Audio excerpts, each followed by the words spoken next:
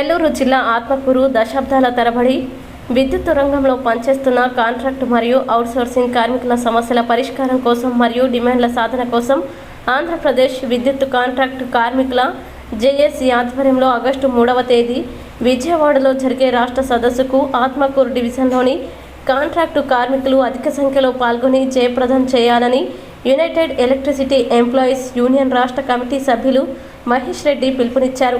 ఈ కార్యక్రమంలో లైన్మ్యాన్లు, విద్యుత్ కాంట్రాక్ట్ మరియు అవుట్సోర్స్ కార్మికులు పాల్గొన్నారు.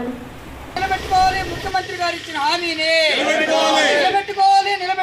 ముఖ్యమంత్రి గారు ఇచ్చిన హామీని జయప్రదం చేయండి. కాంట్రాక్ట్ కార్మికులు జేఏసీ రాష్ట్ర సదస్సుని వర్ధిల్లాలి కార్మికుల ఐక్యత.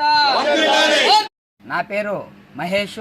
నేను యునైటెడ్ ఎలక్ట్రిసిటీ ఎంప్లాయీస్ రాష్ట్ర కమిటీగా ఉన్నాను, రాష్ట్ర కమిటీ సభ్యుడిగా ఉన్నాను.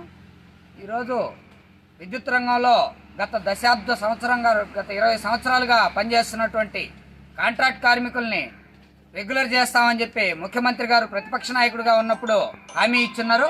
ఆ హామీని నిలబెట్టుకోకుండా కాంట్రాక్ట్ కార్మికులను అలాగే కొనసాగిస్తూ కొత్తగా 2019 తర్వాత చేరినటువంటి కాంట్రాక్ట్ కార్మికులకి వేతనం తగ్గించి ఇంకా దుర్మార్గంగా వ్యవహరిస్తూ 21,000 రూపాయలు ఇవ్వాల్సినటువంటి కనీస వేతనాన్ని 15,000 రూపాయలకి కుదించి వెట్టి చాకరీ చేయించుకుంటున్నారు.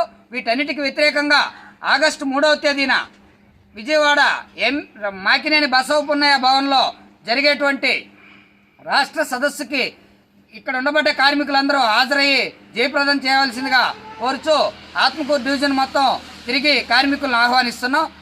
ఈ పద్ధతిని విడనాడాలని చెప్పి ముఖ్యమంత్రి గారికి ఈ సందర్భంగా యునైటెడ్ ఎలక్ట్రిసిటీ ఎంప్లాయీస్ యూనియన్గా విజ్ఞప్తి చేస్తున్నాం.